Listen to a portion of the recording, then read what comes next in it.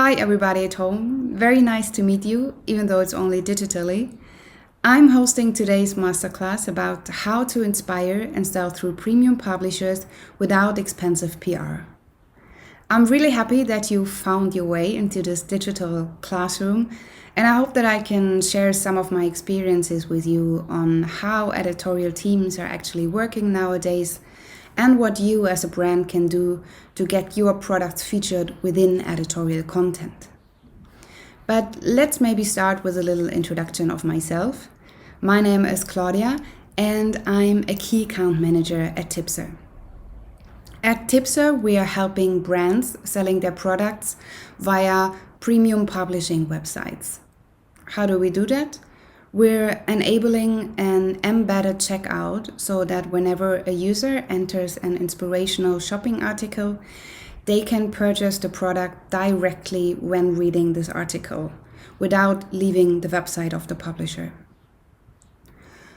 When I started working for Tipster, that was, I think, approximately 3 years ago, I was a shopping editor. I helped our publishing partners create shopping content. I also was responsible for onboarding merchants and explaining merchants how to get onboarded to our platform, but I also introduced in our client acquisition team the publishers on how this new way of selling actually works. Now I'm a key account manager and I'm focusing mainly on the German and on the Finnish market. And I'm right now building a kind of big knowledge base for our publishing partners in order for them to scale their e-commerce business very quickly and smoothly. Speaking about publishing network, this is a little overview of our partners that we're collaborating with. You can see that we're working together with some of the biggest publishing houses in both Europe and the US, and we're reaching approximately 200 million monthly visitors. Yeah, and this is a brief overview about some brands that have already decided to work with Tipster and sell their product through our publishing network. Before I now dig deeper into the actual topic, I would love to invite you to imagine the following scenario. And I can promise this scenario is not even made up, it's actually very true, because I have just been moving and I'm sitting in a kind of empty flat. I have a plant somewhere here and I also managed to get a picture on the wall behind me, but that's basically it. I really need furniture, I especially need a lamp. And where do I turn to when I need inspiration? I want to buy products. Yes, the internet, like many of us. So whenever I take my phone in the morning, I'm scrolling through my Instagram feed and magically there appears an ad of a nice lamp. And I'm like, very nice lamp. I should check that out. So I click on the ad, I end up on the brand's website, and then I see an even nicer lamp. And I'm like, gold, that suits me well. Let's check Pinterest and see how I can combine it with the rest of my furniture. So I end up on Pinterest, and when I'm scrolling around, I'm seeing a coffee table, and I realize maybe I should get actually a coffee table because my living room is also quite empty. So I'm reading about this nice coffee table, and there are like different opinions about that. And there's actually another coffee table that is recommended, and I see it, and I fall in love immediately. I really want to buy it. I want to buy it now. So I'm reading some reviews to be really, really sure. And then I'm like, okay, I add it to a cart. Now they want me to create a user account. It's still very early in the morning and I'm like, oh God, I will never ever remember this password. But I'm like, okay, I want the coffee table. I will create an account. I do that. And then they want my credit card information. And I'm like, where's my credit card? I'm laying in my bed. I don't know where it is. And then my phone already reminds me that I have a Zoom call coming up in 10 minutes. And I didn't end up buying anything. That's a really natural scenario, I would say. And I have like many brands competing for my attention. I don't know, I think it was like only 3 minutes of research that I've been doing, and it was like 20 brands that I've been running through on 20 different channels. So it's really challenging for a brand nowadays to stick out, and I guess you have been experiencing that yourself already. And if we take the opportunity to look at the traditional sales funnel, how it was in the past, it was kind of easy because you had this linear way of approaching prospects and converting them into customers. You had the awareness stage, consideration, evaluation, until eventually we had the purchase. But this is the past. This has completely changed. We are now confronted with the new sales journey, and all of you have probably experienced that as well. It's no longer possible to tell exactly at what stage a prospect is entering the sales journey. They can enter at any point, and this makes it very complicated to actually convert the user moving forward. And what does that mean for you as a brand? Especially in a time, and I've been just explaining that, where there's like so much competition around. I think it's important here to look at the attention economy. We have an overload of information. It's not longer a problem to access information. You can get whatever you want. You can read about it on the internet. But the limiting factor nowadays is actually the attention of the customer. And this is what the attention economy basically says. You only have the mental ability to concentrate on one thing at the same time. You can only read an article and you can't look out of the window at the same time. I mean, I would love to do that, but obviously I can't. I'm limited. I really need to focus on one thing in order to digest it. And this makes it really challenging because you can't only provide information towards the prospects, you really need to inspire them and really work with their attention as a currency moving forward. And when we look now at the attention span of the average customer, it is, or like it was 20 years ago, 12 seconds, which is not a lot of time. We can all count to 12, not much time. But if we are looking at how it is today, it even decreased. There's more and more information, and it seems kind of logical that our attention span is only 8 seconds nowadays. And when we compare it with the attention span of a goldfish who has 9 seconds, that seems very sad. But we need to work with that. And the question is, how do we do that as a brand? I think it's important from my experience that brands realize that every shopping micro moment actually matters. What is a shopping micro moment? It's exactly what I have been describing. It's those few seconds, 8 seconds, where you have the attention of the consumer.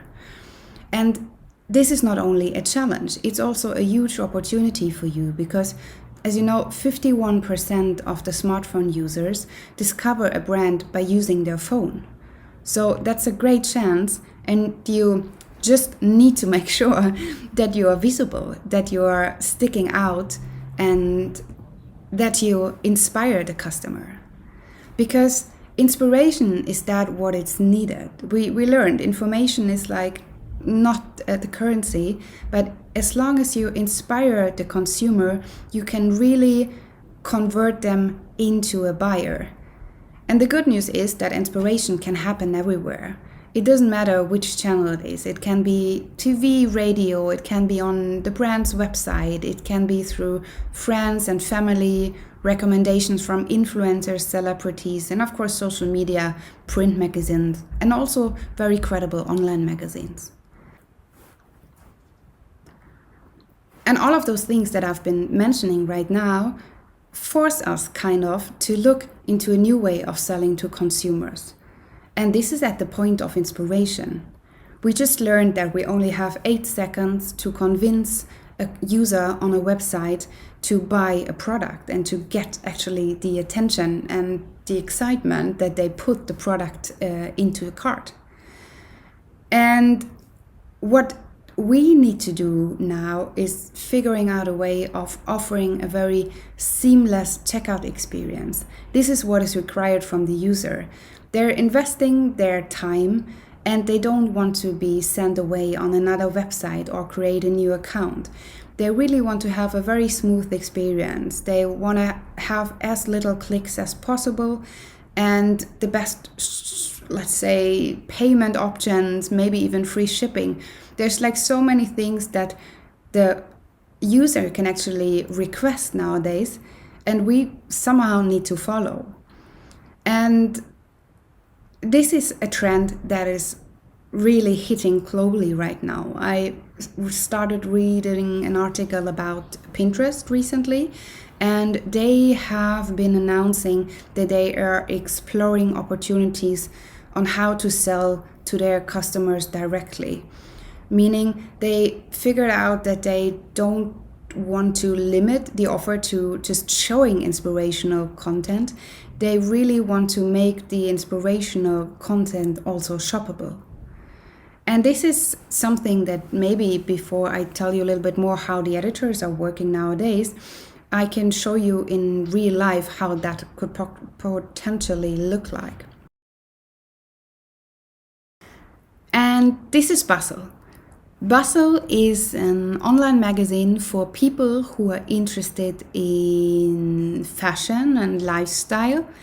And I think the whole Basil network is reaching approximately 100,000 million visitors globally per month, which is really massive. And they have been deciding to build a very native shopping experience for their users. Let me scroll around a little bit to show you what they're doing. They are having a lot of editorial picks, they're writing articles, 5 Bridgerton-inspired dresses you will wear on repeat, for example. And of course they also are featuring some products here that you can buy directly if you feel inspired. But let's maybe take the opportunity to click on one of the articles. And this one is called The Buttery Salt Scrub That Gives Me the Softest Skin of My Life. Really, really inspirational already. You can see that they've been implementing a nice product picture here.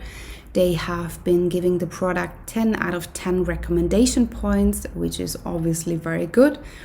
And they're writing a love letter to butter by Kebab's Bath Salt Scrub, they call it.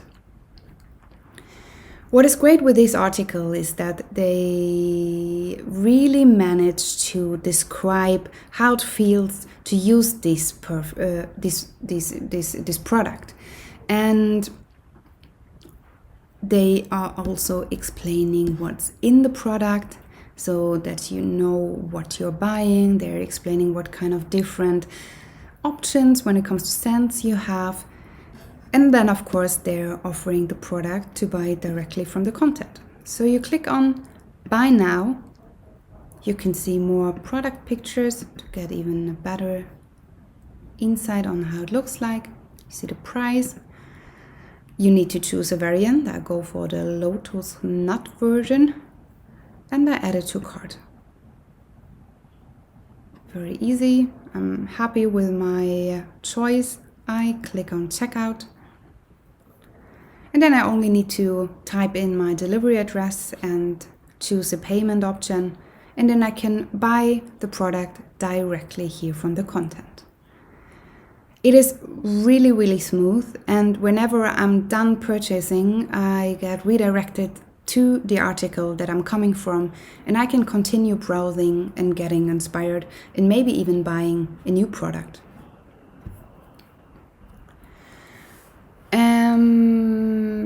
I think this example perfectly visualizes how editorial teams can put their stamp on a product and really present it in a credible way. so that the user gets inspired, but also feels safe because it's presented in a very trusted environment.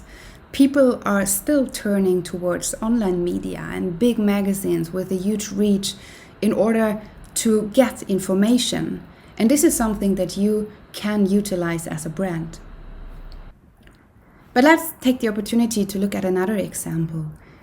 Flattered is a Scandinavian footwear brand, and they managed to make Germany their biggest market through a collaboration with German InStyle. German InStyle is a magazine mainly focusing on fashion and lifestyle as well, and they're reaching approximately 3 million shopping interested users per month. And they have been closely collaborating with Flattered, and within their shopping format that the editorial teams have been developing, it's called Deal of the Week, they have been featuring a boot that is offered by Flattered.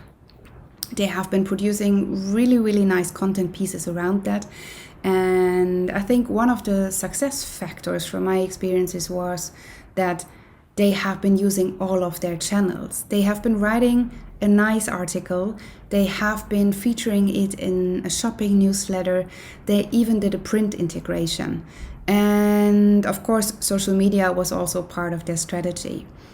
And by covering all those channels, they were really able to convince their audience to buy products and to make a decision to go for Flattered. And for Flattered, that meant that even though that this is just a CPA-based, performance-based deal, they were able to explore a whole new market. And I mean, they have been entering Germany before, but now they were really able to accelerate their sales and create a whole new revenue stream and a new sales channel they haven't been using before. And of course, they also got some new customers. When we're looking at success factors, I think it's important to also have a quick look at the conversion rates on the modern publishing networks. When we're comparing it to affiliate marketing, we are reaching a 2.5 higher conversion rate. And this can probably be explained because of the seamless checkout experience that is offered. Another thing which is cool to see is that the conversion rates within editorial articles are between 5 and 15%. And of course, the editorial teams are not only producing editorial articles, they're also doing this curated content. They're looking into live stream shopping, they're using their social media channels, and they're utilizing their influencer network. For you as a brand, it still might be interesting in figuring out what's the best way of getting PR. There are so many different approaches, and I've been just listing down a few to give you an overview again. And we have influencer marketing. You all know that. You get a famous face and they're presenting your product, probably at the beach somewhere in the Caribbean. Really nice, very effective because it's very personal, but also kind of expensive. Especially if we want to have a certain reach, let's say above 1 million followers, you are paying up to $250,000. Very expensive, but also very nice. Another way is, of course, an editorial, where you are closely collaborating with the sales team of the publishing houses.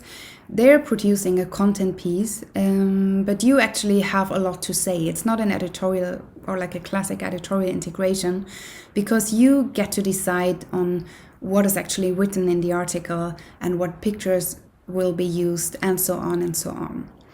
And that's also why they actually want some money from you. And I would say between $10,000 and $500,000 is not unusual if you are buying an editorial.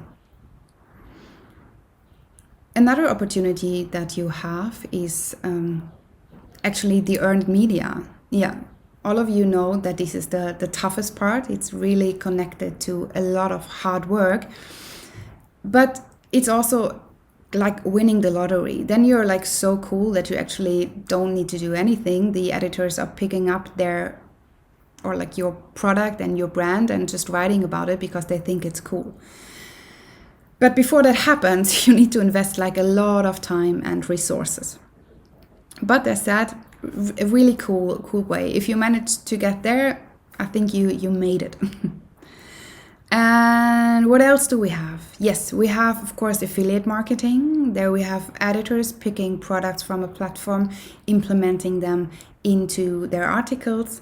This is a really cool way, especially if we talk about shopping and enabling shopping. And it's also kind of cheap because it's CPA or CPC based. And as a last option is we have the one that I've been presenting right now, and that's embedded e-commerce. The cool thing with embedded e-commerce is also that you don't have any upfront cost. It's completely performance-based, and you have also a very close collaboration with the editorial teams here. Meaning that when they write about a product, they're really convinced about it and they're featuring it and make it possible that the product can be bought directly within the editorial content piece.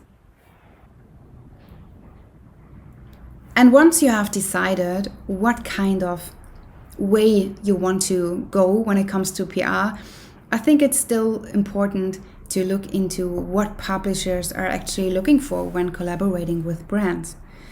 And what we have been learning from our work with publishers and editors, an important point is very often a competitive product price.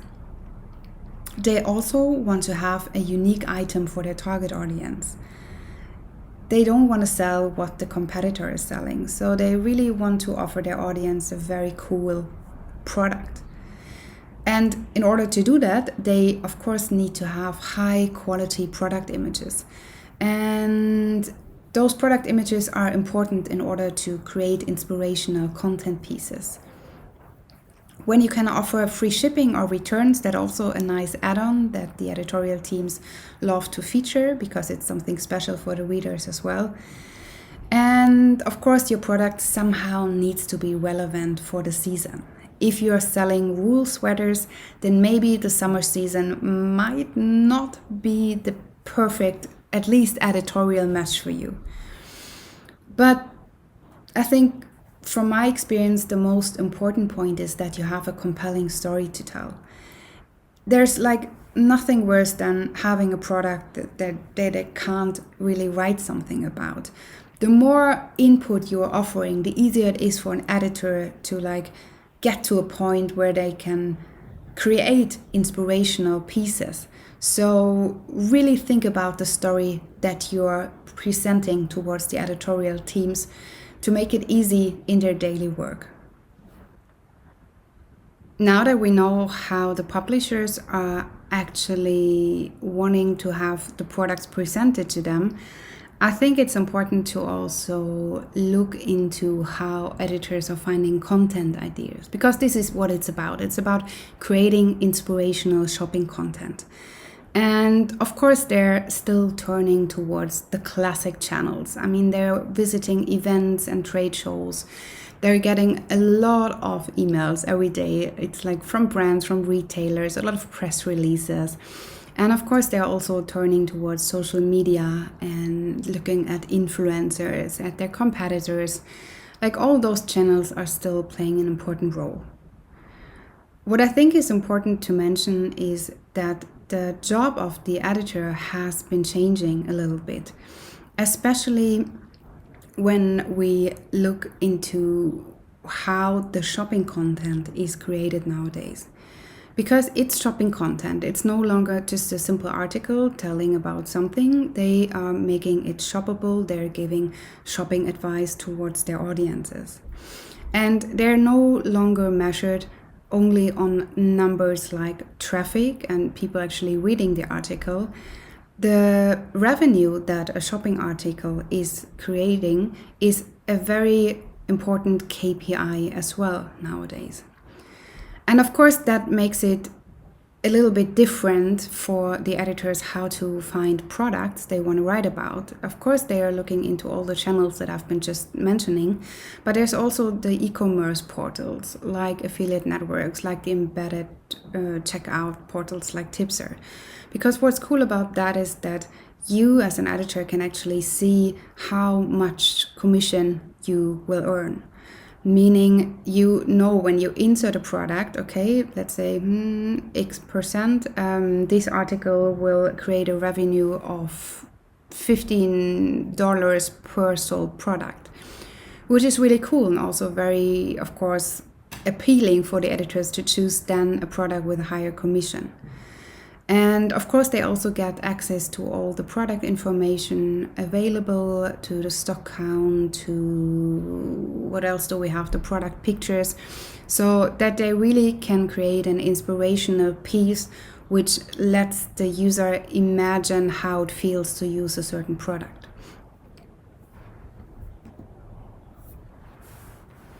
Yes, so that was my little masterclass.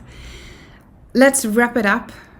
I think what we've been learning today is that every purchase journey starts with the moment of inspiration.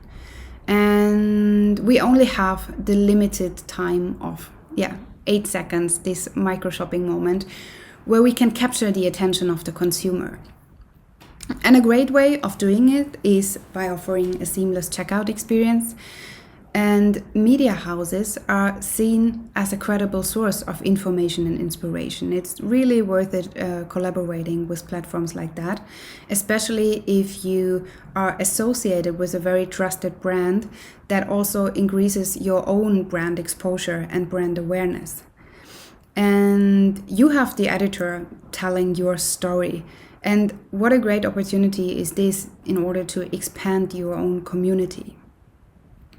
But it doesn't mean that a channel is replaced. They're still being relevant all the time. It's just that there's this new way at selling or of selling at the point of inspiration. And you shouldn't put away and throw away all the things that you've been doing in the past and that you've been establishing in the past. But you can add a new way of selling to your omni-channel strategy. Thank you so much for listening today. I hope you enjoyed this little presentation and masterclass. If you feel like that you want to learn more about Tipster and how you can actually collaborate with publishing houses, feel free to visit us here at our virtual booth at NES. Have a nice day and thanks again.